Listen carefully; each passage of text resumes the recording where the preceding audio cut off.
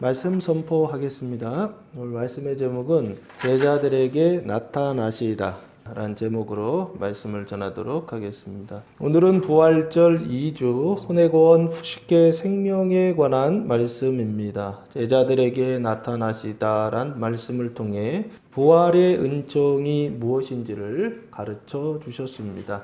19절 말씀부터 보시면 이날 곧 안식 후 첫날 저녁 때에 제자들이 유대인들을 두려워하여 모인 곳의 문들을 닫았더니 예수께서 오사 가운데 서서 이르시되 너희에게 평강이 있을지어다 라고 말씀하고 있습니다. 이날이라고 되어 있죠. 이날이 뭐냐면 곧 안식 후 첫날이라고 되어 있습니다. 요 안식이라고 하는 단어가 사바톤이라고 하는 단어를 사용했는데 안식일이에요. 사바톤. 안식일 후 첫날입니다. 그 안식일 후 첫날을 우리는 뭐라고 부르냐면 주님 부활하셨다 하여 주일 이렇게 부르죠. 그래서 이 안식일은 토요일이고 주일은 일요일이고 예수님 돌아가신 날은 금요일이고 그래서 금요일 날 유월절 때 돌아가시고 토요일 무교절 때 무덤 속에 계시다가 일요일을 유대력으로는 초실절이죠. 부활의 첫 열매가 되셔서 살아나신 날, 그날 저녁 때입니다. 지난주에는 그날 새벽에 있었던 일을 말씀드렸고 오늘은 그날 저녁 때 있었던 일을 말씀하고 있습니다. 그 저녁 때 무슨 일이 있었느냐면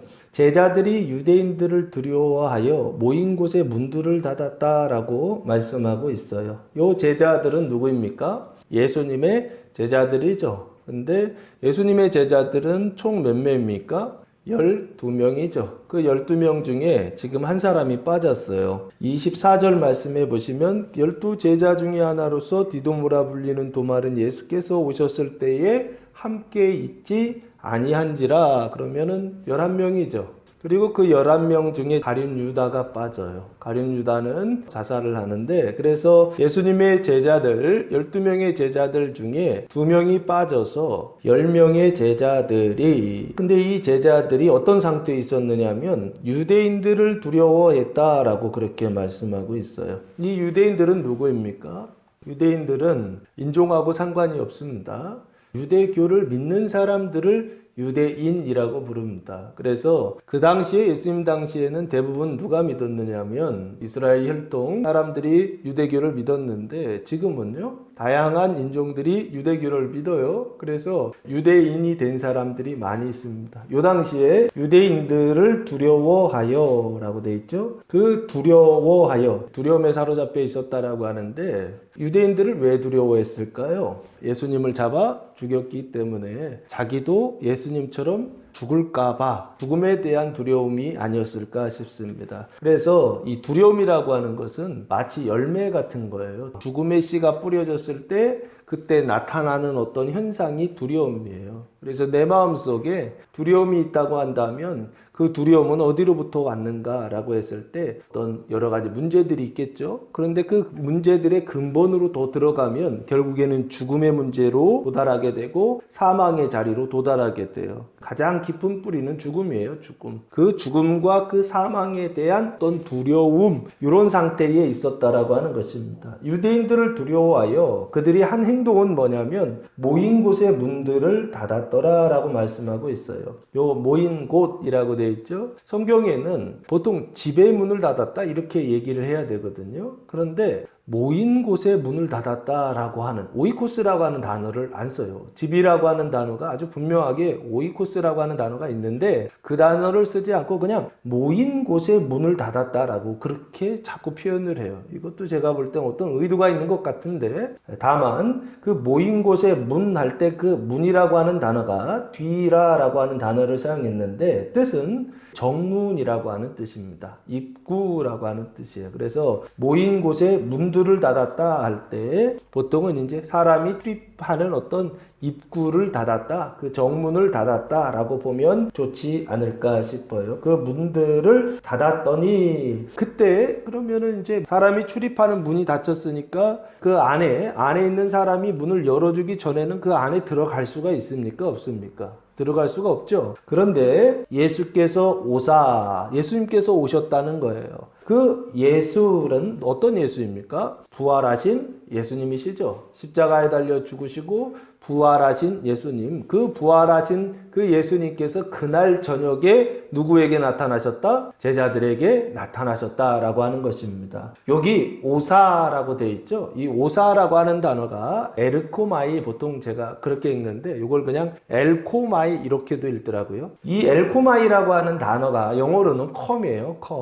컴인데 뜻은 뭡니까? 오다 가다라는 뜻이에요. 그런데 이 오다 가다라고 하는 뜻 안에 하나가 더 있더라고요. 나타나다라고 하는 뜻이 있어요. 그래서 오늘 말씀의 제목이 제자들에게 나타나시다라고 하는 제목이죠. 이 나타나다라고 하는 게 어떤 단어에서 왔는가 봤더니 이 엘코마이라고 하는 단어에서 온 것이 아닌가 싶습니다. 그러면 지금 부활하신 주님께서 오셨다라고 돼 있는데 나타나셨다라고 말씀하고 있는데 그럼 어디에서 어디로 나타났을 거 아니에요? 그럼 어디에 계셨을까요? 요한복음 20장 17절 말씀해 보시면 예수님께서 막달라 마리아에게 이렇게 말씀하세요. 예수께서 이르시되 나를 붙들지 말라. 내가 아직 아버지께로 올라가지 아니하였노라. 너는 내 형제들에게 가서 이르되 내가 곧 내 아버지 곧 너희 아버지 내 하나님 곧 너희 하나님께로 올라간다 하라 하시니 라고 말씀하고 있죠. 아버지께로 가셨나 보다 싶어요. 아버지께로 가셨다가 다시 제자들에게 오신 것이 아닌가, 나타나신 것이 아닌가. 그 아버지 계신 곳이 어디입니까? 보통 성경에서는 우라노스라고 해서 천상이라고 그렇게 말하죠. 그 천상을 사도 바울은 고린도 후서 12장 2절 말씀에서 뭐라고 말씀하고 있습니까? 셋째 하늘이다 라고 말씀하고 있죠. 그 셋째 하늘에 끌려갔는데 그 셋째 하늘을 12장 4절에서는 낙원이다 라고 그렇게 말씀하고 있지 않습니까? 그곳에 아버지 하나님 계시다 그래요. 그러니까 예수님이 결국에는 하늘에 갔다 오셨다, 낙원에 갔다 오셨다, 아버지 하나님 계신 곳에 갔다 오셨다 라고 그렇게 봐도 되지 않을까. 그곳에서 오신 거예요. 아버지 하나님 계신 그곳에서 오셨어요. 그런데 우리는 육신을 가지고 있기 때문에 3차원과 이 4차원, 시간과 공간이라고 하는 세상 속에서 살고 있단 말이에요. 그래서 우리가 생각할 때는 늘 시간과 공간이라고 하는 그런 개념을 바탕으로 해서 생각하게 되어 있어요. 아버지 계신 곳에 갔다 왔다 하면 그 아버지 계신 장소를 3차원적 어떤 공간이라고 그렇게 생각할 수 있다고요. 그래서 어디 다른 어떤 곳에서 어떤 장소에서 지금 이 집 안으로 들어오는 어떤 걸 그렇게 생각할 수 있다고요. 제가 예전에 이 설교를 할 때에 뭐라고 설교를 했느냐면 지금 문들은 다 닫혀 있고 제자들은 그 집 안에 있고 예수님은 거기에 오셨고 그래서 당연히 저는 예전에 이렇게 설교했어요. 예수님이 밖에서 안으로 들어온 곳이다 라고 저는 그렇게 생각했어요. 그리고 설교를 할 때 그렇게 설교를 했어요. 그런데 이번에 제가 설교를 이렇게 준비하면서 보니까 이 엘코마이라고 하는 단어에 보통 밖에서 안으로 들어오실 때에는 뭐라고 쓰냐면 에이스 엘코마이라고 하는 단어를 써요. 앞에 전치사를 붙여요. 근데 여기에는 전치사가 없어요. 그래서 좀 이상하다라는 생각을 이번에 했어요. 무슨 뜻이냐면 예수님이 밖에서 집 밖에서 안으로 들어왔을 때는 에이스 엘코마이라고 하는 단어를 보통은 사용하는데 여기에서는 그 에이스가 빠져 있고 그냥 엘코마이라고 하는 단어만 써 있더라는 거예요. 그 얘기는 내가 생각했던 것처럼 집 밖에서 집 안으로 들어왔다라고 하는 개념이 아닐 수도 있겠구나라는 생각을 했어요. 그럼 무슨 얘기입니까? 예수님이 아버지 계신 곳에서 제자들이 있는 이곳으로 나타나셨는데 그 나타나셨다라고 하는 이 현상을 집 밖에서 집 안으로 들어왔다라고 밖에 저는 이해를 못했는데 이번에 보면서 그게 아닐 수도 있겠다라는 생각을 했다라고 하는 것입니다. 그럼요. 이게 공간에서 공간으로 오는 게 아니라 하나님 계신 아버지 계신 그 5차원까지 가셨다가 3차원으로 돌아왔다라고 봐야 되지 않는가 싶습니다. 그게 더 옳지 않은가 싶어요. 3차원 어느 장소에서 집 바깥에서 집 안으로 들어오는 3차원에서 3차원으로의 공간 이동과 같은 그런 개념으로 이해했는데 제가 이 말씀을 보면서 그게 아닐 수 있겠구나. 차원의 이동일 수 있겠구나. 우리가 있는 3차원의 이 세상 속에 지금 나타나셨는데 그럼 이전에 있었던 장소를 어디로 봐야 될까 했을 때 그 4차원과 4 5차원을 넘어서 아버지 하나님 계신 그곳에서 제자들이 있는 이곳으로 나타나셨다, 오셨다라고 봐야 되지 않는가라고 하는 것입니다. 그래서 여기 아버지 계신 그곳에서 제자들이 있는 곳으로 오셔서 가운데 서서라고 되어 있어요. 10명의 제자들이 이렇게 앉아있고, 그리고 그 제자들이 있는 그 가운데에 예수님께서 서 계시다라고 되어 있어요. 서서 말씀하십니다. 뭐라고 말씀하시나요? 너희에게 평강이 있을지어다 라고 말씀하십니다. 이것이 바로 예수님께서 부활하신 주님께서 베풀어 주시는 부활의 은총 첫 번째입니다. 첫 번째 부활의 은총은 뭐냐? 평강이라고 하는 것입니다. 이 평강이라고 하는 단어는 에이레네라고 하는 단어를 사용했는데 뜻은 평화, 하나됨, 안식이라고 하는 뜻입니다. 그래서 이게 뭔가 하나 되는 거구나. 그 평화라고 하는 것이 하나 되는 거예요. 둘 이상이 서로 대립하거나 갈등하거나 갈라지는 어떤 이런 현상이 아니라 마음과 뜻이 하나 되고, 생각이 하나 되고, 감정이 하나 되고, 영이 하나 되고, 육신이 하나 되고, 어떤 하나됨을 지금 설명하고 있는데, 그 하나됨 중에서도 뒤에 안식이라고 하는 단어가 붙어 있어요. 평강이라고 하는 뜻과 안식이라고 하는 뜻이 뭔가 비슷하구나 라고 하는 생각을 해봐야 됩니다. 구약에서 안식이라고 하는 말의 뜻은 에스겔 20장 12절 말씀해 보시면, 또 내가 그들을 거룩하게 하는 여호와인 줄 알게 하려고 내 안식일을 주어 그들과 나 사이에 표징을 삼았노라 라고 말씀하고 있어요. 여기 보시면 안식일 나오죠? 안식일은 표징이다 그러죠? 근데 무슨 표징이냐면 거룩함의 표징이다. 하나님께서 너희를 거룩하게 하신다 라고 하는 언약의 표징, 이것이 바로 안식일이다 라고 그렇게 말씀하셨어요. 그러니까 이스라엘 대표적인 절기, 안식일이라고 하는 절기라고 하는 그 그릇 안에 하나님의 언약을 담아 놓으신 거예요. 그 언약은 무엇입니까? 내가 너희를 거룩하게 한다라고 하는 것입니다. 하나님께서 너희를 거룩하게 하신다라고 하는 그 언약을 안식일에다 담아 놓은 거예요. 그러니까 매주마다 안식일을 지킴으로 인해서 뭐를 기억하는 겁니까? 하나님의 언약을 생각하는 거예요. 하나님의 언약을 기억하는 거예요. 하나님이 나를 거룩하게 하신다. 하나님이 우리 가정을 거룩하게 하신다. 하나님이 이 나라와 이 민족을 거룩하게 하신다 라고 하는 그 언약을 안식일 그 절기를 지킬 때마다 그걸 기억하는 것입니다. 그래서 안식일은 한마디로 얘기하면 거룩함의 표징이다 라고 그렇게 말할 수 있어요. 그리고 또 한 번 나오죠. 이스라엘이 출애굽하고 나서 시내산에 도착했을 때 하나님께서 출애굽기 31장 13절 말씀해 보시면, 모세가 시내산에 올라갔을 때 하나님께서 그 시내산에서 그때 하신 말씀입니다. 너는 이스라엘 자손에게 말하여 이르기를 너희는 나의 안식일을 지키라. 이는 나와 너희 사이에 너희 대대의 표징이니 나는 너희를 거룩하게 하는 여호와인 줄 너희가 알게 함이라 라고 말씀하고 있죠. 여기서도 보면 안식일을 얘기하고 있는데 안식일 지켜라. 근데 그게 표징이다 그러죠. 그런데 이 표징은 무슨 표징이다?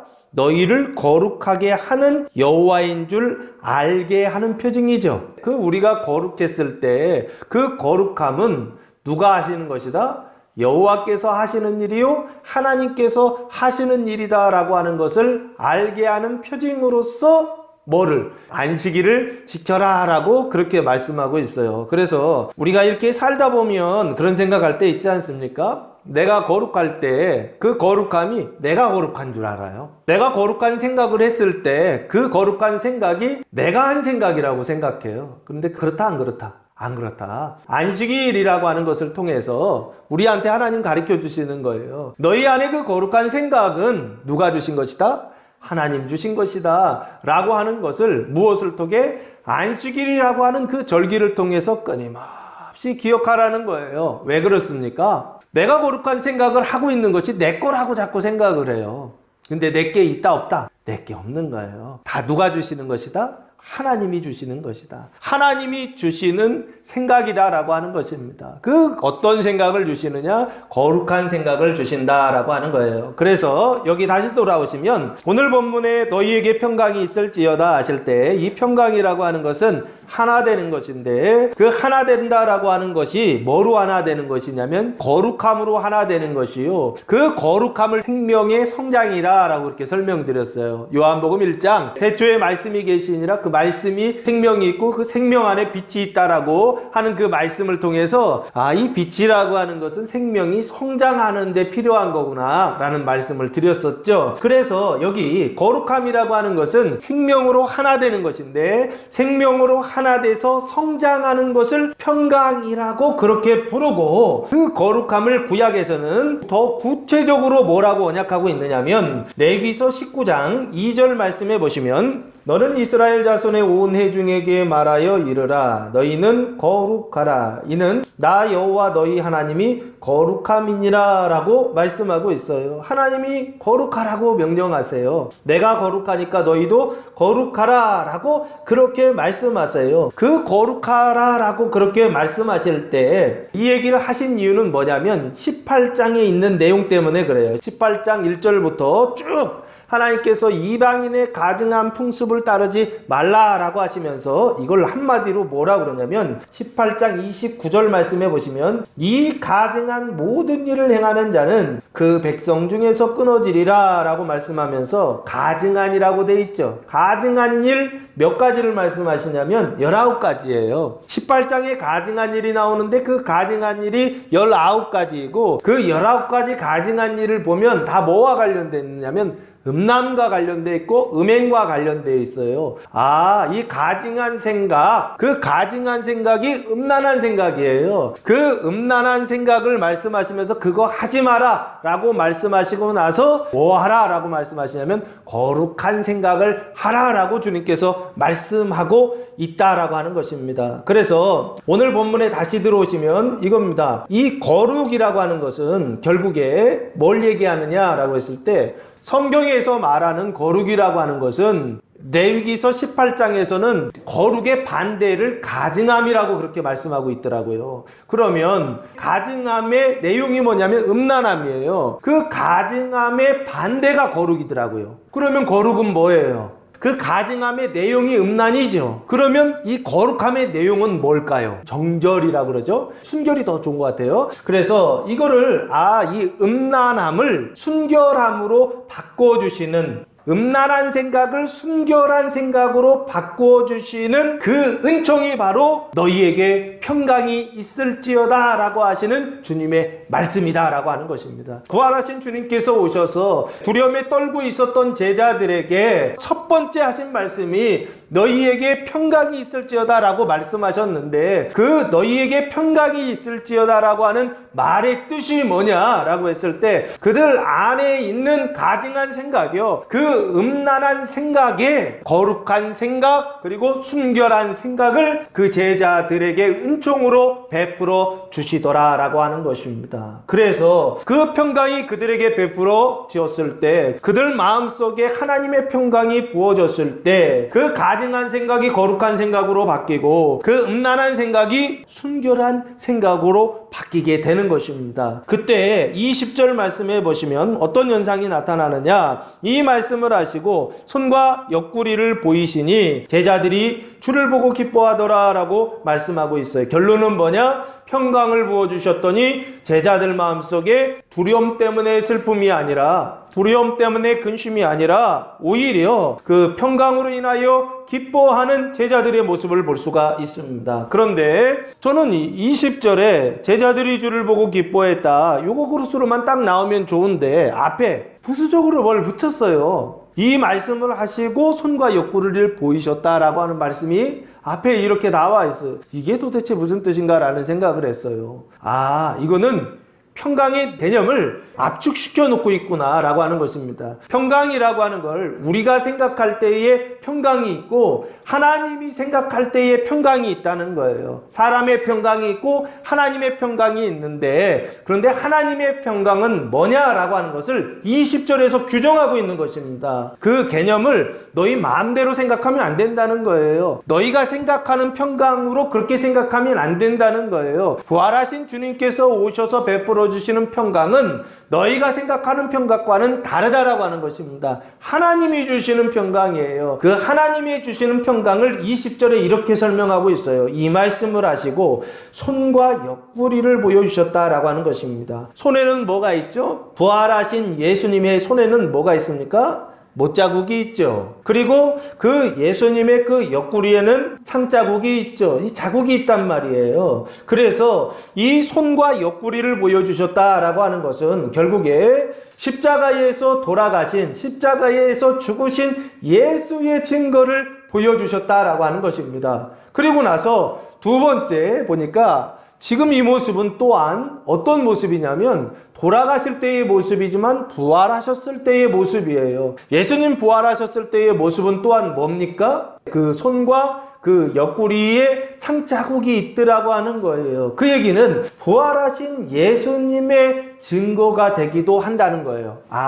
십자가에 달려 돌아가신 예수님의 증거이기도 하지만 또한 부활하신 예수의 증거이기도 하다라고 하는 거예요. 여러분이 기대하는 예수님은 어떤 예수님이세요? 여러분이 바라는 예수님은 어떤 예수님이세요? 여러분이 원하는 평강은 어떤 평강이세요?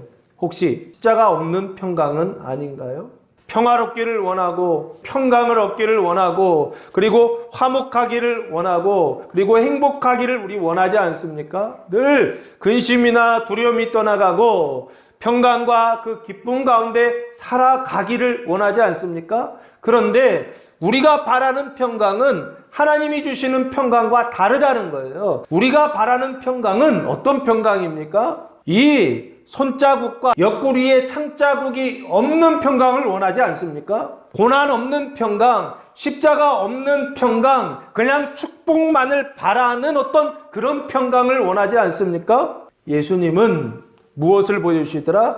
그것은 너네가 원하는 평강이고 그것은 세상의 평강이고 그것은 사람의 평강이고 그것은 귀신의 평강이다 라고 말씀하시는 거 아닌가 싶어요. 진짜 평강은 뭐냐? 하나님 주시는 평강은 뭐냐라고 했을 때 손에 못자국이 있고 옆구리에 창자국이 있는 평강, 그 평강을 주시고 너희는 그 평강을 받아야 한다라고 말씀하시는 게 아닌가 싶어요. 우리가 예수 믿고 신앙생활하고 교회생활한다고 하면서 항상 하나님의 이 부활의 은총이 부어질 때 그 은총, 그 기회, 그 찬스를 잃어버리는 이유가 뭔지 아십니까? 제가 볼 때 이것 때문에 그래요. 하나님이 주시는 평강을 바라는 게 아니라 사람이 주는 평강이요. 사람이 원하는 평강이요. 내가 바라는 행복이요. 내가 바라는 구원이요. 이걸 원하기 때문에 그런 게 아닌가 싶어요. 왜? 반드시 하나님의 그 기쁨은, 하나님의 그 구원은, 하나님의 그 부활의 은총은 무엇을 통해 오느냐라고 했을 때 예수님 보여주셨던 것입니다. 손의 못자국과 옆구리의 창자국, 이것을 통해 예수의 그 죽음을 통해 뭐가 온다? 예수의 부활의 은총이 온다라고 하는 것을 규정하고 그 개념을 아주 분명하게 정하고 있는 것이 아닌가 싶습니다. 그래서 다시 위에 올라가시면 너희에게 평강이 있을지어다 할 때 이 평강은 어떤 평강이냐? 푸시게 사망의 생각이 죽는 평강이요. 자기의 생각이 죽는 평강이요. 그 가증한 생각이 죽는 평강이요. 그 음란한 생각이 죽는 평강이요. 이 평강은 또한 어떤 평강이냐? 죽어서 얻는 평강이죠. 그 거룩한 평강이요. 하나님의 생각이 시작되는 평강이요. 후식해 생명의 생각을 사는 평강이요. 이 평강을 저는 뭐라고 하느냐? 이걸 거룩함이라고 하는 것입니다. 이것을 순결함이라고 하는 것입니다. 순결한 생각을 시작하는 평강, 이 평강을 누가? 부활하신 주님께서 제자들에게 찾아오셔서 말씀하심으로 베풀어 주시더라라고 하는 것입니다. 그 평강을 베풀어 주실 때, 그 평강을 선포하시고 말씀하실 때 평강이 우리 안에 창조되죠. 그 거룩한 생각들이 우리 안에 들어오죠. 그래서 제자들이 주를 보고 기뻐했다라고 말씀하고 있는 게 아닌가 싶습니다. 그러면 이 제자들은 20절의 제자들은 19절의 제자들과는 다르죠. 19절의 제자들은 감정적으로 그 두려움과 근심에 사로잡혀 있었던 제자들이라고 한다면 20절의 제자들은요, 이제는 평강을 얻은 제자들이죠. 그 평강으로 인하여서 또한 뭐까지 얻었어요? 기쁨까지도 열매처럼 나타나고 있었던 제자들, 이게 바로 20절의 제자들입니다. 여기서 재밌는 건 주를 보고 기뻐했다 할 때 그 보다라고 하는 단어입니다. 평강이 있는 제자들이 주를 보고, 주라고 하는 단어가 퀴리오스라고 하는 단어인데 뜻은 권위에 있어서 최고 통치자, 그리고 왕, 주인이라고 하는 뜻입니다. 그래서 여기 보시면 예수가 주로 보이기 시작한 거예요. 보통 성경에서 주는 누구를 지칭할 때 사용하냐면 하나님을 지칭할 때 사용합니다. 예수가 뭐로 보이기 시작하느냐면 하나님으로, 인성이 뭐로 보이냐면 신성으로 보이기 시작하는 거예요. 보다라고 하는 단어를 설명하려고 하는 거예요. 이 보다라고 하는 단어가 보통 시각적인 차원에서 이렇게 볼 때 3차원적인 이 물질이나 사물을 볼 때에는 블레포라고 하는 단어를 사용하더라고요. 근데 여기 단어는 다른 단어를 사용했어요. 오늘 본문에 다 블레포를 사용하지 않고 보다라고 하는 단어는 다 에이돈이라고 하는 단어를 사용해요. 근데 이 에이돈이라고 하는 단어는 호라오라고 하는 단어의 제2 부정과거 동사입니다. 에이돈이나 호라오는 같은 단어라고 보시면 돼요. 같은 단어인데 문법적으로는 제2 부정과거 동사인데 에이돈이라고 하는 그 원어를 찾아 들어가면 호라오라고 하는 단어를 사용하는데 뜻이 두 가지가 있어요. 눈이나 시각으로 보는 거, 이것도 호라오인데 두 번째는 내면적인 인식으로 보다라고 하는 뜻이 그 안에 들어있어요. 그래서 여기 주를 보았다라고 하는 것은 눈으로도 보고 있지만 또한 무엇으로도 보고 있다? 내면적인 인식으로서 주를 보기 시작했다는 거예요. 그러니까 그게 보이기 시작하니까 그들의 마음속에 주님이 눈으로도 보이고 그들의 마음의 눈으로도 보니까 두 가지 눈이 있는 거죠. 그들의 생각의 눈으로도 보니까 그때 뭐가 생기더라는 거예요? 기쁨이 생기더라라고 하는 것입니다. 그래서 20절 말씀까지 보시면 주님 평강을 주시고 그랬더니 제자들의 마음속에 기쁨이 있었다라고 하는 것입니다. 그리고 나서 두 번째 평강이 나오는데 21절 말씀해 보시면 예수께서 또 이르시되 너희에게 평강이 있을지어다 라고 말씀하세요. 아버지께서 나를 보내신 것 같이 나도 너희를 보내노라 라고 말씀하고 있습니다. 여기 보시면 이 평강은 좀 다른 평강이죠. 이 두 번째 평강은 예수께서 또 이르시되 너희에게 평강이 있을지어다 할 때 이 제자들, 너희는 제자들을 말하죠. 제자들인데 어떤 제자들입니까? 두 가지를 가지고 있죠. 평강을 주셔서 평강을 가지고 있고 그 평강의 결과로 기쁨이라고 하는 열매가 있죠. 근데 거기에다가 또 평강을 부어주시더라는 거예요. 그릇이 있는데 그릇에 처음에 평강을 주셔서 평강이 쌓였어요. 그래서 그 평강 때문에 기쁨까지 이렇게 쌓였어요. 근데 그곳에 또 평강을 부어주시더라는 거예요. 그럼 이 평강은 무엇을 위한 평강인가요? 제자들을 위한 평강? 그 내용이 그 다음에 있어요. 아버지께서 나를 보내신 것 같이 나도 너희를 보내노라 라고 그렇게 말씀하고 있어요. 아버지는 누굽니까? 하나님이시죠? 하나님께서 나는 누굽니까? 예수님이시죠? 예수님인데 그 예수님이 어떤 예수님이냐면 간맨이죠. 하나님이 사람이 되신 분이죠. 하나님은 가시고 예수님은 간맨, 하나님이 사람이 되신 분이죠. 아버지께서 나를 보내신 것 같이 이 보내다라고 하는 단어가 아포스텔로라고 하는 단어를 사용했어요. 뜻은 보내다, 파견하다라고 하는 뜻인데요. 나도 너희를 보내노라 라고 그렇게 말씀하고 있어요. 나도, 예수님도 너희를, 제자들인데 요 제자들은 어떤 제자들입니까? 평강과 그 기쁨을 가지고 있는 제자들이죠. 너희를 보내노라 라고 그렇게 말씀하고 있어요. 그러니까 결국에 이 두 번째 평강은 파송하기 위한 평강이구나 라고 그렇게 말씀할 수 있지 않는가 싶어요. 그런데 조금 더 구체적으로 더 들어갑니다. 내가 너희를 보낸다 할 때 이 보낸다라고 하는 단어는 펜포라고 하는 단어를 사용했는데 한국말은 똑같아요. 아버지께서 나를 보내신 것 같이 할 때 보내다라고 하는 단어, 요거는 아포스텔로예요. 근데 여기 나도 너희를 보낸다 할 때 보낸다라고 하는 단어는 이 펜포라고 하는 단어를 사용했어요. 그러면 한국말은 똑같은 단어이지만 헬라어 원어에서는 다른 단어를 사용하고 있죠. 그 얘기는 무슨 얘기입니까? 의미가 다르다는 뜻이에요. 예수님을 보내신다라고 하는 것은 어떤 뜻이냐면 아포스텔로, 주님께서 아버지께서 아들을 보내시는 거예요. 보내시는데 근데 이 보낸다라고 하는 그 단어가 그냥 보내다, 파견하다라는 뜻이 있어요. 그런데 이 나도 너희를 보낸다 할 때 이 보내는 뜻은 펜포라고 하는 단어에는 이런 뜻이 있어요.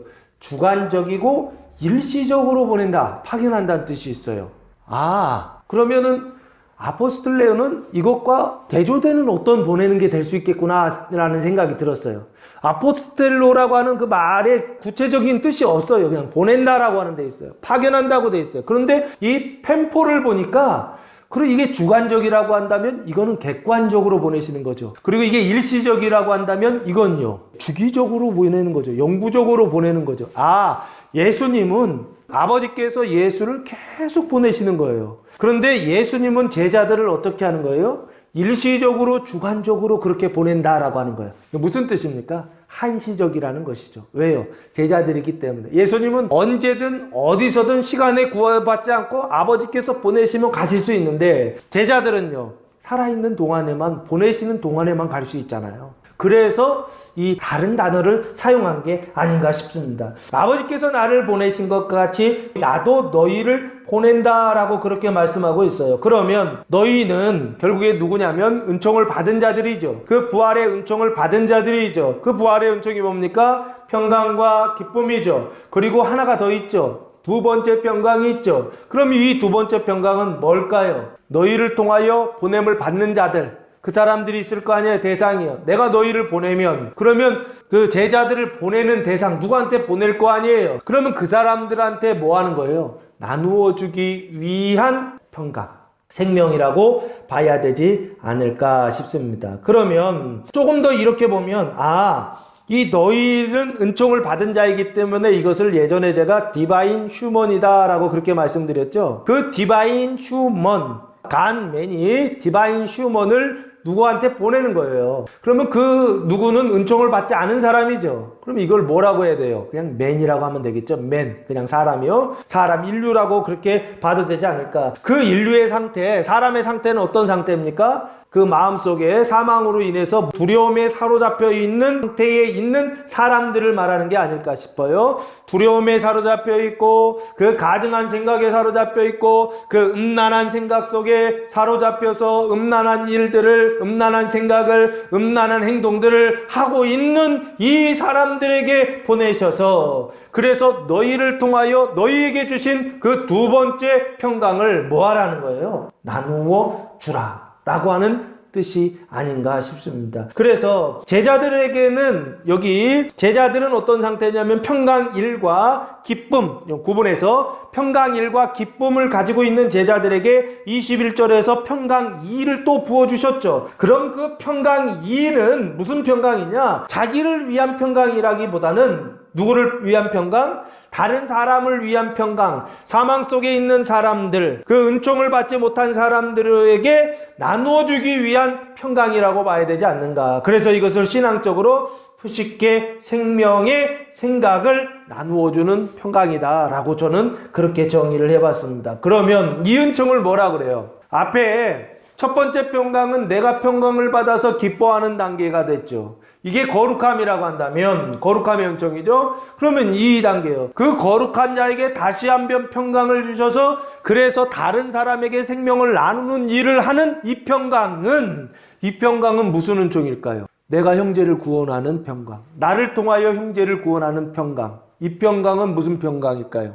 완전의 평강이고 완전의 은총을 위한 평강이다. 다른 사람을 구원하기 위한, 형제들을 구원하기 위한 칭의 중생하였으나 생각이 변하지 않고 가증한 생각, 음란한 생각, 여전히 교회 다니고 여전히 신앙생활하고 여전히 예수 믿는다고 하면서 전혀 변화되지 않을 것 같은 어떤 그런 모습들과 그런 마음들과 그런 생각들과 그런 감정을 볼 때 절망스럽지 않습니까? 그들에게 다가가서 하나님의 생명을 나누어야 된다는 것입니다. 이 부활의 은총을 나누어줘야 된다는 것입니다. 그 평강을 나누어줘야 된다는 것입니다. 그러기 위하여 예수님께서 두 번째 평강을 제자들에게 어떻게 하시더라? 주시더라. 그 완전의 은총을 부어주시더라 라고 하는 것입니다. 그리고 나서 22절 말씀해 보시면 이 말씀을 하시고 그들을 향하사 숨을 내쉬며 이르시되 성령을 받으라 라고 말씀하고 있어요. 이 말씀을 하시고 앞에 21절까지죠. 이 말씀을 하시고 그들을 향하사, 제자들을 향하사, 이 제자들은 어떤 제자입니까? 평강 1이 있고 그 일 때문에 기쁨이 있고 평강 2가 있고, 그래서 어떻게 해요? 그 평강을 나눌 수 있는 제자들이죠. 그 제자들에게 하나 더 주시더라는 거예요. 그게 바로 뭡니까? 숨을 내쉬며 라고 되어 있죠. 이 숨을 내쉬다 라고 하는 단어가 엠프히사오라고 하는 단어를 사용했는데 바람을 불다 라고 하는 뜻이에요. 그러니까 숨을 이렇게 들이마셨다가 후 하면서 뱉으면서 뭐라고 말씀하신 거냐면 성령을 받아라 이렇게 말씀하신 거죠. 그 성령을 받아라 말씀하셨을 때 성령이라고 하는 단어가 하기오스 푸뉴마라고 하는 단어입니다. 하기오스라고 하는 단어는 신성한, 거룩한, 봉헌된이라고 하는, 축성된이라고 하는 뜻이고요. 하나님께 내 몸을 바친다. 이거를 봉헌이라고 그러거든요. 봉헌된이란 뜻이고요. 푸뉴마, 영이라고 하는 단어는 뜻은 공기의 흐름, 그리고 숨, 원리, 천사, 마귀, 하나님, 여러 가지 뜻이 있습니다. 그러니까 거룩한 영이에요. 성령이라고 하는 것은 거룩한 영인데 그 거룩한 영이 3차원적 현상으로 볼 때는 공기의 흐름이나 숨처럼 느껴진다는 거예요. 그런데 이게 4차원적인 신앙적인 차원에서 경험될 때는 뭐로 경험되냐면 천사나 마귀, 철학적으로는 원리, 어떤 원리로 그렇게 이해가 되고, 그리고 신앙적으로는, 종교적으로는 천사나 마귀, 그렇게 인식이 된다는 거예요. 4차원적으로는. 그리고 이 영이라고 하는 것이 우리가 여기 있을 때만, 육신에 있을 때만 영에 대한 부분들을 잘 모르지만, 그러나 우리의 영이, 우리의 이 정신이 살아서 인식하기 시작할 때에는 이 성령이 어떻게 되느냐면 인식이 되고 우리 안에서 역사하시기 시작하신다고요. 그래서 성령을 받으라 라고 하는 것은 결국에 내 안에 있는 평강을 담아서 나르는 일을 하는, 왜 그러냐면 천사와 사단이라고 하는 뜻이 그 안에 들어있어서 그래요. 사단, 천사라고 하는 뜻은 뭡니까? 하나님의 말씀을 받아서 어떻게 하는 거예요? 전달하는 자들이죠. 그러면 여기 성령이라고 하는 것은 그 거룩한 영이란 말이에요. 그 거룩한 그 영이 무슨 일을 하는 거예요? 그 거룩한 생명을 나르는 영이에요. 그 거룩한 생각을 나누어 주는 영이라고요. 나르는, 전달하는 영이라고요. 그러면 성령을 받으라라고 말씀하셨던 것은 무엇입니까? 평강 1과 기쁨 주시고 평강 2까지 주셔서 이제는 나눌 수 있는 준비가 다 됐어요. 근데 그것을 나누는 일도 누가 하는 일이다? 눈으로 볼 땐 내가 하는 거지만 진짜는 누가 하는 거냐면 성령이 하시는 일이다라는 거예요. 거룩한 영이 하시는 일이다라는 거예요. 내 안에 있는 것을 다른 사람에게, 주님이 보내신 그 사람에게 그 평강을 나누기 위해서는, 그 거룩한 생명을 나누기 위해서는 그 가증한 생각이 죽고 음란한 생각이 죽고 거룩한 생각과 순결한 생각을 그 사람에게 나누어 주기 위해서는, 그래서 그 사람의 생각이 바뀌기 위해서는, 사람의 생각이 하나님의 생각으로 바뀌기 위해서는 반드시 무엇을 받아야 된다? 성령을 받아야 된다라고 하는 것입니다. 성령을 받아야 평강을 나눌 수 있다라고 하는 거예요. 성령을 받지 않고서는 평강을 나눌 수가 없다라고 하는 것입니다. 그래서 예수님께서 제자들에게 평강, 두 번째 평강까지 주시고 나서 성령을 받으라 하셔서 그 나눌 수 있는 성령까지 주신 것이 아닌가 싶습니다. 그래서 성령을 받으라 했을 때 이 성령을 성경에서는 뭐라고 말씀하고 있느냐면 이렇게 그림처럼 설명하고 있어요. 요한복음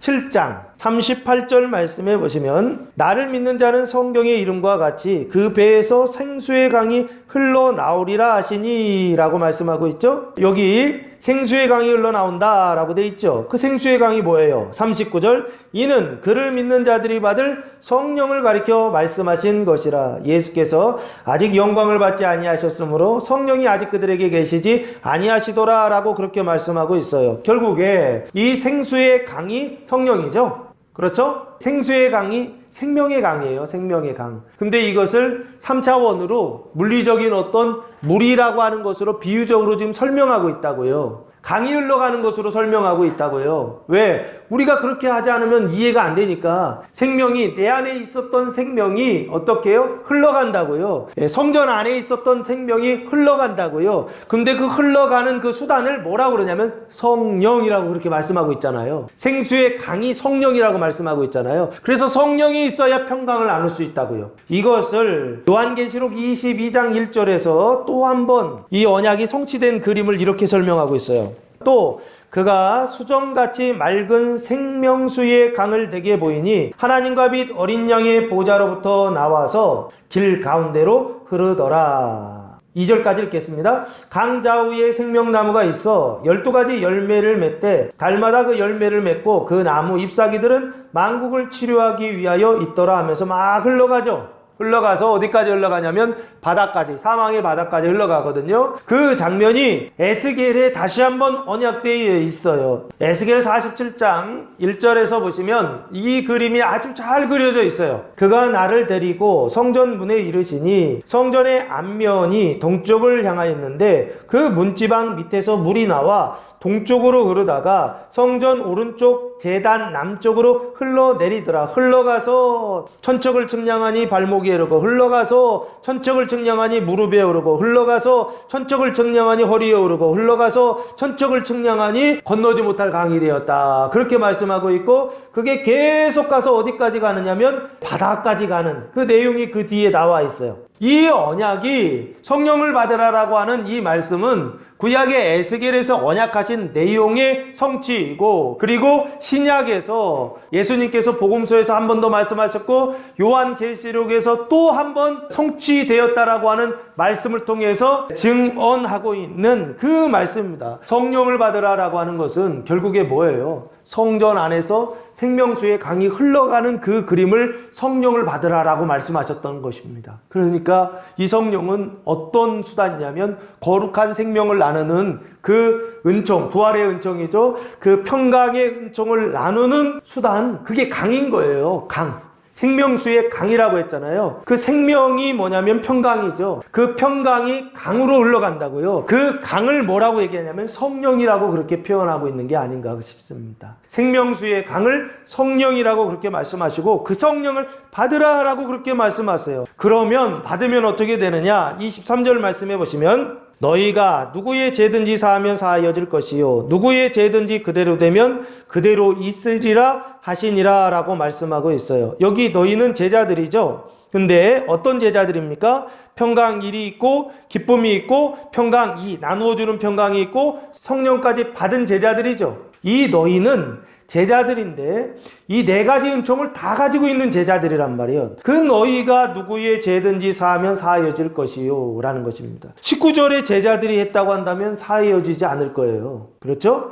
20절에 제자들이 얘기한다고 한다면 사하여지지 않는다고요. 죄사함이 안 된다고요. 그리고 21절에도 안 되죠. 언제요? 22절 성령까지 받은 자들이 죄를 사하면 사하여질 것이다 라는 것입니다. 이 죄를 사한다 라고 할 때 이 누구의 죄든지 라고 되어 있죠. 이 누구라고 하는 단어는 티스라고 하는 어떤 사람이라고 하는 단어로 번역이 됩니다. 어떤 사람, 누구의 죄든지 죄라고 하는 단어는 하마르티아라고 하는 단어를 사용했는데 관역을 맞추지 못하다라고 하는 하마르타노라고 하는 동사의 명사형입니다. 관역을 맞추지 못했다는 거예요. 그래서 잘못했다, 죄를 범하다 라고 하는 뜻이 그 안에 있습니다. 그래서 잘못하는 거예요. 누구의 죄든지 사하면 할 때 누구의 죄가 있잖아요. 그 죄는 뭡니까? 잘못하는 거예요. 근데 누구한테 잘못하는 거예요? 너희한테 잘못하는 거예요. 그 너희는 누구예요? 하나님의 생명의 부활의 은총을 가진 자들이요. 믿음이 있는 자들이요. 그 믿음이 있는 자들을 뭐라고 얘기하시냐면 27절에 도마에 대한 얘기가 나오는데 거기서 이렇게 얘기하세요. 27절 도마에게 이르시되 내 손가락을 이리 내밀어 내 손을 보고 내 손을 내밀어 내 옆구리에 넣어보라. 그리하여 믿음 없는 자가 되지 말고 믿는 자가 되라 라고 말씀하고 있죠. 여기 두 가지 얘기하고 있죠. 믿음 없는 자, 믿는 자 얘기하고 있죠. 그러니까 여기 너희는 누구냐? 제자들을 얘기하고 믿음 있는 자예요. 믿는 자. 그리고 누구의 죄든지 할 때 이 누구는 누구예요? 믿지 않는 자예요. 믿음 없는 자를 얘기합니다. 그 믿음 없는 자의 상태는 어떤 상태입니까? 19절의 제자들과 똑같은 상태예요. 그 사망으로 인하여서 불안하고 두려운 그 상태에 있는 자들. 그래서 이 사람들이 하는 일은 뭡니까? 불안하니까, 두려우니까 가증한 생각들을 한다고요. 음란한 생각들을 한다고요. 그 음란하다라고 하는 게 말에 사로잡히시면 안 돼요. 그 단어에 사로잡히지 마시고, 음란이라고 하는 것은 탐하는 마음인데 사람을 탐할 때도 음란이라고 하고 물질을 탐할 때도 음란이라고 합니다. 자기 외에 다른 것들, 자기 외에 바깥에 있는 다른 것들을 탐하는 것, 가지고자 하는 마음을 음란이라고 그렇게 정의를 하셔야 돼요. 그러면 여기 이 사람들은 어떤 사람들이냐? 음란한 사람들인 거예요. 믿음이 없는 사람들인 거예요. 가증한 생각을 가진 사람들이에요. 그 사람들은 항상 죄를 범하게 돼 있어요. 왜 범합니까? 두려움 때문에 범하는 거예요. 근심 때문에 범하는 거예요. 그 가증한 생각 때문에 범하는 거예요. 가증한 생각이 왜 나옵니까?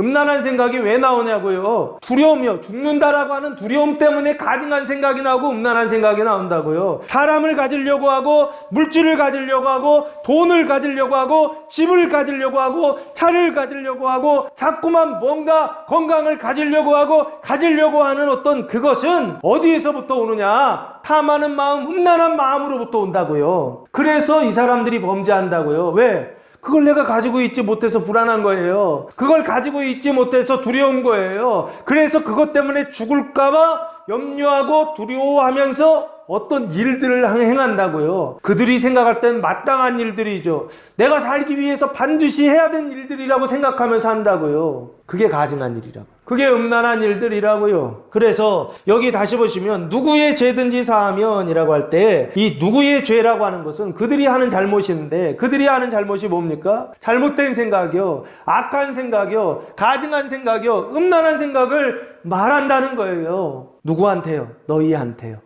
그 너희는 누굽니까? 부활의 은총을 가진 사람들이요. 믿음을 가진 사람들이요. 그 부활의 말씀을 가지고 있는 사람들한테 죄를 범한다라고 하는 것입니다. 그때 너희가 그 사람들의 죄를 사하면 그들의 죄가 어떻게 될 것이다? 사해질 것이다. 왜 사해집니까? 성령 받아서 사해지는 거예요. 왜 사해집니까? 나누어 줄 수 있는 은총, 평강의 은총이 있기 때문에 사해지는 거예요. 그래서 사해진다라고 하는 것입니다. 그리고 누구의 죄든지 그대로 두면 그대로 있으리라 하시니라 라고 말씀하고 있어요. 사하면 없어지고 그리고 그대로 두면 그대로 있는 그런 죄사함의 권능을 가지게 된다라고 말씀하고 있다고요. 이 결과로 인해서 예수님께서 지금 이 10장에서 이 죄사하는 은총을, 그 부활의 은총을, 그 구원의 은총을 베풀어 주셨어요. 그 권세를 베풀어 주셔서 이게 구체적으로 교회의 시대에 나타나요. 그 모습이 뭔지 아십니까? 이게 사도행전 4장에 나타납니다.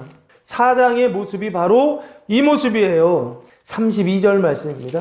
믿는 무리가 한 마음과 한 뜻이 되어 모든 물건을 서로 통용하고 자기 재물을 조금이라도 자기 것이라 하는 이가 하나도 없더라 라고 말씀하고 있죠. 음란한 생각이 하나도 없죠. 물질을 탐하는 음란한 생각이 하나도 없죠. 그래서 어떻게 하고 있어요? 서로 통용하고 있다라고 말씀하고 있고 재물을 조금이라도 자기 것이라 하는 자가 없다라고 말씀하고 있는 게 이게 뭐예요? 음란한 상태가 죽어 있다고요. 가증한 생각이 죽고 음란한 생각이 죽어서 그래서 그곳에 뭐가요? 순결한 생각과 거룩한 생각이 들어오니까 이런 물건을 서로 통용하는 일들이 나타나더라, 보여지더라 라고 하는 것입니다. 그래서 그 뒤에 보시면 하나 더 있죠? 33절부터 이어가겠습니다. 사도들이 큰 권능으로 주 예수의 부활을 증언하니 무리가 큰 은혜를 받아 그 중에 가난한 사람이 없으니 이는 밭과 집 있는 자는 팔아 그 판 것의 값을 가져다가 사도들의 발 앞에 두매 그들이 각 사람의 필요를 따라 나누어 줌이라 라고 말씀하고 있죠. 이걸 뭐라고 그래요? 이 순결한 상태를 뭐라 그럽니까? 이게 거룩한 상태라고요. 이 거룩한 은총을 베풀어 주셨고 이 거룩한 은총을 나누어 주는 성령을 주셨다고요. 그러면 이게 뭐냐고요, 이게요. 이걸 공산이라고 합니다. 이 공산이라고 하는 단어는 우리가 일반적으로 잘 아는 단어가 하나 있죠. 공산주의라고 들어봤죠. 공산과 공산주의는 다른 겁니다. 공산은 뜻이 뭐냐면 재산을 공동으로 관리하고 소유한다라고 하는 뜻이에요. 딱 그 모습이죠. 초대교회의 그 모습이 공산의 모습이라고요. 그런데 공산주의는 달라요. 공산주의는 뭐냐면 마르크스와 레닌이 만든 거예요. 레닌이라고 하는 사람의 이론인데 마르크스와 레닌의 그 프롤레타리아 혁명 이론이 바로 공산주의 이론이에요. 그러니까 공산주의라고 부르죠. 주의, 이즘이라고 하는 거예요. 커뮤니즘이라고 해서 공산주의라고 그럽니다. 이 공산주의와 공산은 달라요. 원래 공산주의는 어디부터 온 거냐? 제가 봤을 때 이 공산, 성경에 나오는 공산이라고 하는 개념으로부터 공산주의가 나온 것 같아요. 그런데 이 사람들이 오해했죠. 무엇을 통해? 프롤레타리아, 가진 자와 못 가진 자거든요. 못 가진 자들, 노동자들의 혁명을 통해서 어떻게 해요? 이 공산 사회를 만들 수 있다라고 그렇게 생각했던 거예요.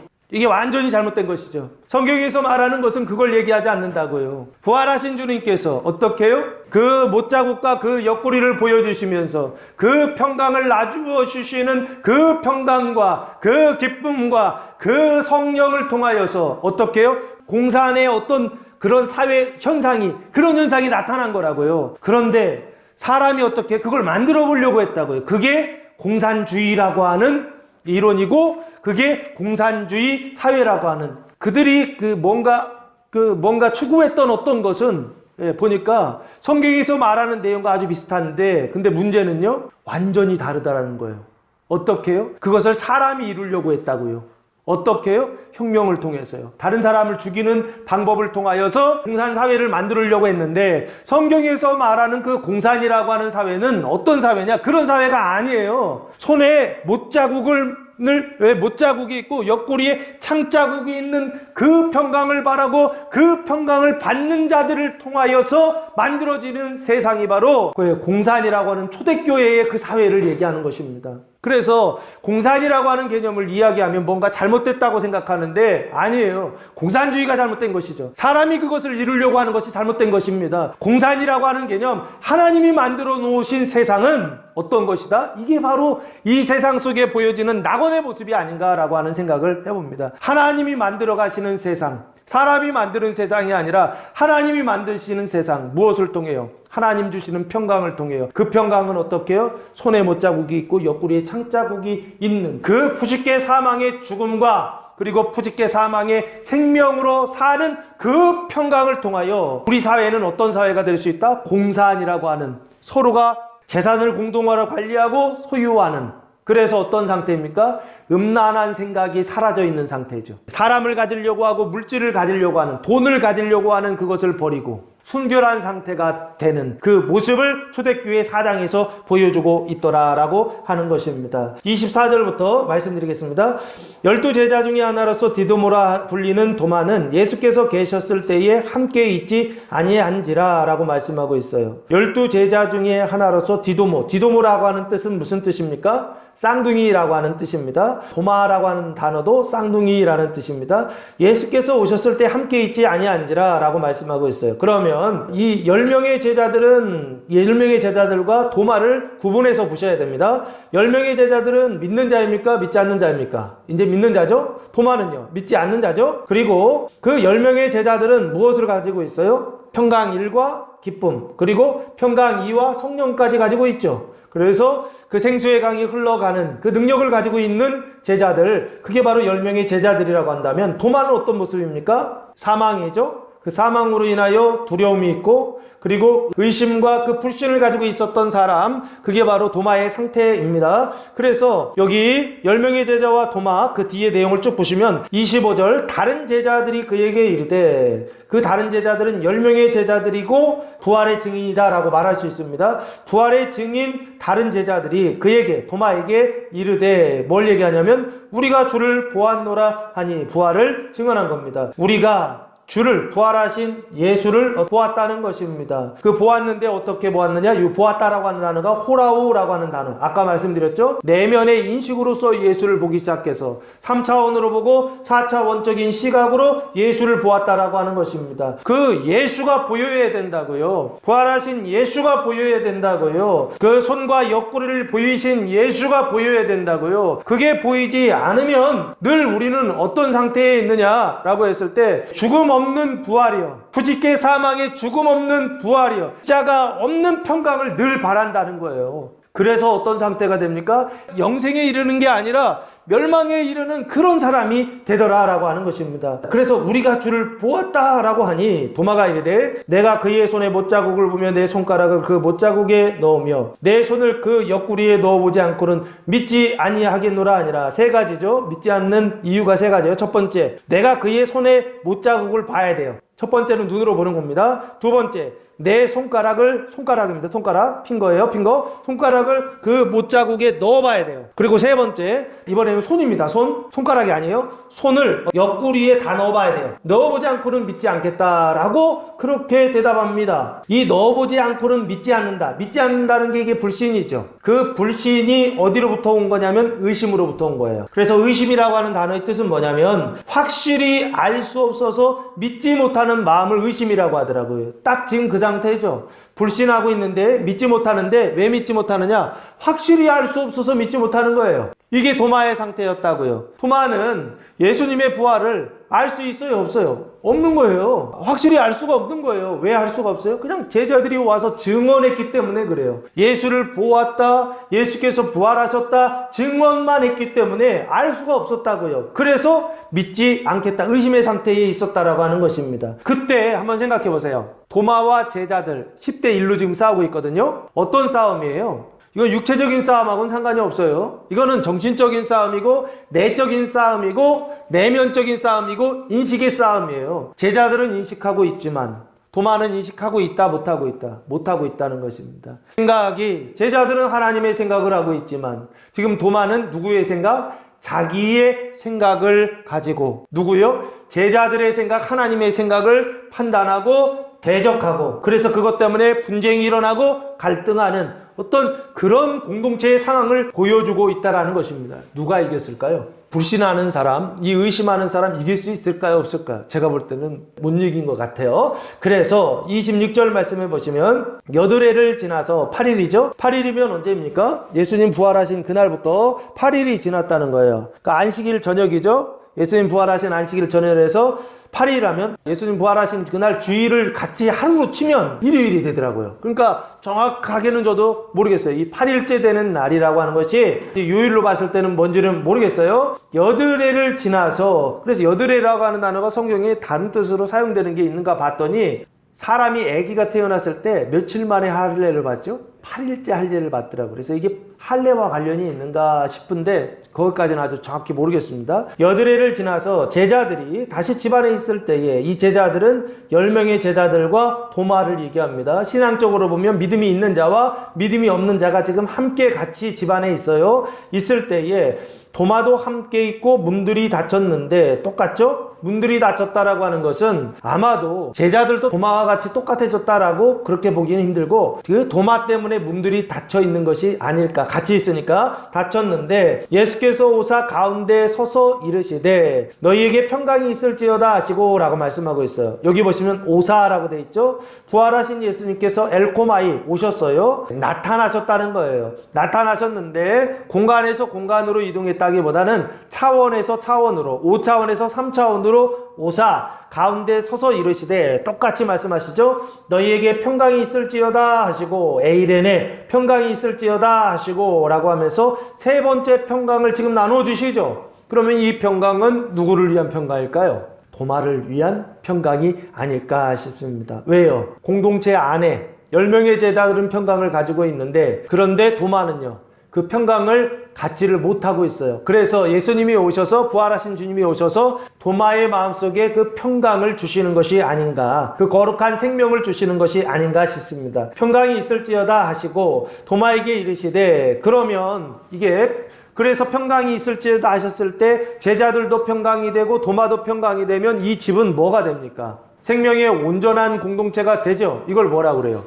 주님의 몸된 교회라고 말하지 않습니까? 그래서 교회 안에는 항상 두 부류의 사람이 있는 겁니다. 한쪽은 믿음이 강한 자와 한쪽은 믿음이 약한 자, 한쪽은 생명을 가진 자와 한쪽은 생명을 가지지 못한 자가 있어요. 그 생명을 가지지 못한 자가 항상 생명을 가진 자들을 어떻게 해요? 괴롭히는 것입니다. 가둬두는 것입니다. 그래서 힘들게 해요. 생명을 가지지 못한 자들 때문에 힘들어요. 도마의 신앙을 가진 사람들 때문에 힘들어요. 의심하는 사람들 때문에 힘들어요. 불신하는 사람들 때문에 힘들어요. 가증한 생각을 하는 사람들 때문에 힘들어요. 음란한 생각을 하는 사람들 때문에 힘들다고요. 누가? 거룩한 생각을 하는 사람들이 힘들다고요. 그 힘듦이 뭘 얘기하느냐? 예수의 그 손자국과 예수의 옆구리의 창자국을 의미합니다. 그 힘듦이 있어야 된다고요. 그 손자국이 있어야 된다고요. 그 창자국이 있어야 된다고요. 그 손의 못자국과 옆구리의 창자국, 믿는 자들의 그 창자국과 그 고난을 통하여 교회, 주님의 몸된 교회는 어떻게 된다? 생명의 공동체로 굳건하게 세워진다는 것을 지금 보여주고 있는 게 아닌가 싶습니다. 그 주님께서 나타나셔서 교회를 굳건하게 생명의 공동체로 만들어주시고 27절 이렇게 당부하십니다. 도마에게 이르시되 내 손가락을 이리 내밀어 내 손을 보고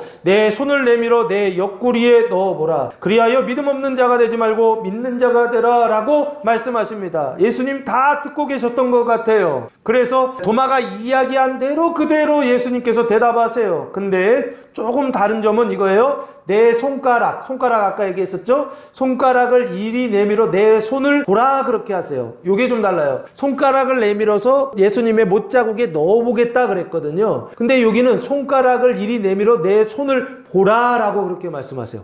호라오 보라라고 그랬어요. 눈으로 보고 그리고 내면적인 인식으로 보라라고 말씀하세요. 그리고 내 손이죠. 손을 내밀어서 내 옆구리에 어떻게 해요? 넣어 보라라고 말씀하세요. 요것만 조금 달라요.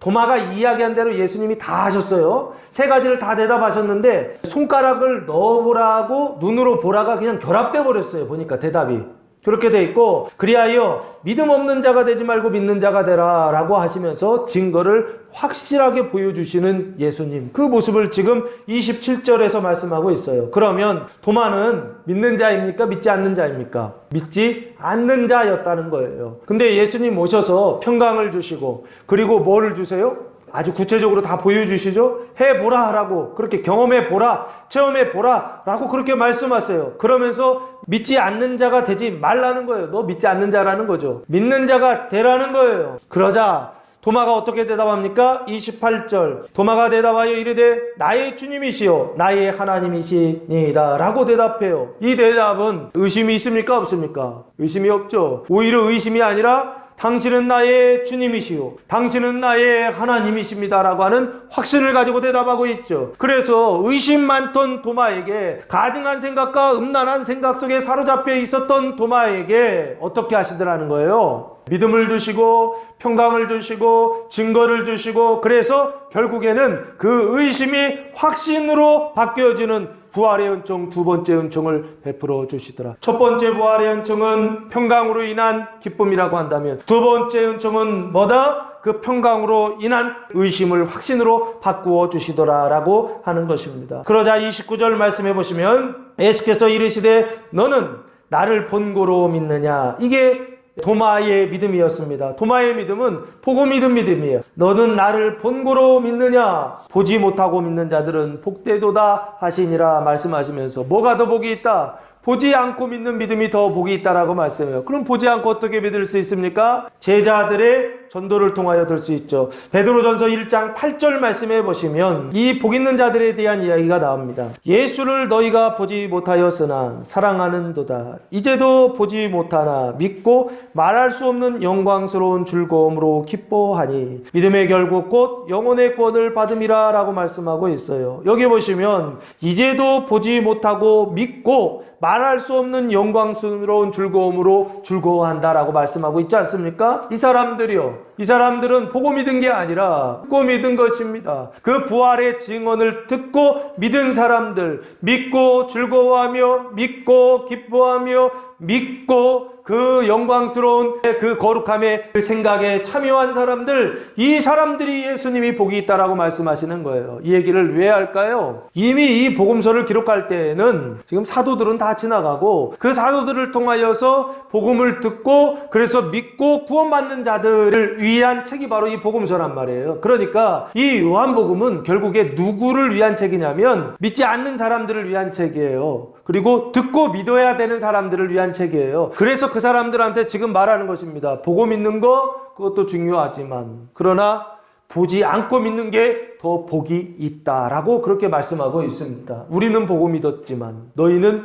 보지 않고 믿는 복 있는 자들이다 라고 하는 걸 말씀하고 있는 게 아닌가 싶습니다. 30절 말씀해 보시면 마지막으로 이 책을 기록한 목적이 나옵니다. 예수께서 제자들 앞에서 이 책에 기록되지 아니한 다른 표적도 많이 행하셨으나, 이 책이라고 돼 있죠. 이 책은 무슨 책이에요? 요한복음이죠. 요한복음에 기록되지 아니한 다른 표적도 많이 행하셨으나, 표적이라고 하는 단어가 세메이온이라고 하는 단어입니다. 기적, 표적, 이적이라고 하는 뜻인데, 그러니까 표적이라고 하는 건 뭐냐면 기적이나 이적을 통해서 뭔가를 지시하는 거예요. 그래서 표적은 표징이라고도 하고 메시지를 전달하기 위한 수단이죠. 3차원적인 눈에 보이는 어떤 것을 통하여 4차원 눈에 보이지 않는 메시지를 전달하기 위한 수단이 표적이에요. 표적. 그 표적도 많이 행하셨으나 31절 오직 이것을 기록함은 너희로 예수께서 하나님의 아들 그리스도이심을 믿게 하려 함이요. 이게 첫 번째 목적이고, 또 너희로 믿고 그 이름을 힘입어 생명을 얻게 하려 함이니라 라고 말씀하고 있어요. 이게 두 번째 목적이에요. 오직 이것을 기록함은 목적, 기록하는 목적은 뭐냐? 이유는 뭐냐? 너희로, 이유는 너희는 누굽니까? 뒤에 나오는 내용이 이 너희를 말해줍니다. 예수께서 하나님의 아들 그리스도이심을 믿게 하려 함이요. 그럼 안 믿는다는 얘기죠. 두 가지를 안 믿어요. 하나님의 아들을 믿지 않고 그리스도를 믿지 않아요. 믿지 않는 너희를 얘기하는 겁니다. 그리고 또 너희로 믿고 그 이름을 힘입어 생명을 얻게 하려 함이니라 라고 말씀하고 있어요. 그러면 생명을 얻었다 못 얻었다? 믿지 않으니까 얻지 못한 자들. 그래서 너희는 두 가지예요. 하나님의 아들을 믿지 않고 그리스도를 믿지 않는 자, 이 사람들이고, 그래서 믿지 않아서 뭐를 얻지 못한 자? 생명을 얻지 못한 자들. 이 사람들을 위하여서 믿고 생명을 얻게 하려고 무엇을요? 이 책을 기록하고 있다라고 말씀하고 있어요. 그래서 이것이요, 31절에 나오는 생명이요, 이 생명이 부활의 세 번째 은총이다라고 하는 것입니다. 부활의 은총 세 번째 은총은 뭐냐? 생명이에요. 그 생명은 무엇입니까? 믿지 않는 자들에게 믿어서 얻게 하시는 생명이요, 그 가증함이나 그 사망의 상태에 있는 음란한 생각을 가지고, 자기 생각을 가지고 갖지 않으면 불안하고 무엇인가 취하지 않으면 근심하고 걱정하는 이런 상태에 있는 사람들에게 하나님의 생명이요, 그 순결한 생각이요, 그 거룩한 생각이요, 그 생명을 주시기 위하여 이 책을 기록하고 있다라고 말씀하고 있습니다. 그러므로 사랑하는 성도 여러분, 부활하신 주님께서 나타나셔서 우리에게 평강을 통하여 기쁨을 주시고, 평강을 통하여 의심을 확신으로 바꿔주시고, 사망을 생명으로 바꿔주실 때 기쁨으로 부활하신 주님을 믿고 받아들여서, 그래서 이 땅을 살아가는 동안 혼의 구원, 후식의 생명의 거룩함과 온전함을 받는 성도들 되시기를 예수 그리스도의 이름으로 축복합니다. 기도하겠습니다. 사랑과 은혜가 풍성하신 아버지 하나님, 감사와 찬송과 영광을 올려드립니다. 부활하신 주님께서 나타나심으로 우리의 모든 사망의 생각을 멸하시고 하나님의 생각으로, 거룩한 생각으로 바꿔주실 때 믿고 따르는 자들 되게 하여 주시옵소서. 그리하여 이 땅을 살아가면서 혼의 구원, 혼의 그 생명을 받고 그 거룩함과 그 완성함 가운데, 온전함 가운데 살아가는 주의 백성들, 주의 자녀들 다 되게 하여 주시옵소서. 이제는 우리 주 예수 그리스도의 은혜와 하나님 아버지의 무한하신 사랑하심과 성령의 교통하심이 사랑하는 성도들 머리에와 가정에와 교회 위에 이제로부터 영원토록 함께 하시기를 간절히 축원하옵나이다. 아멘.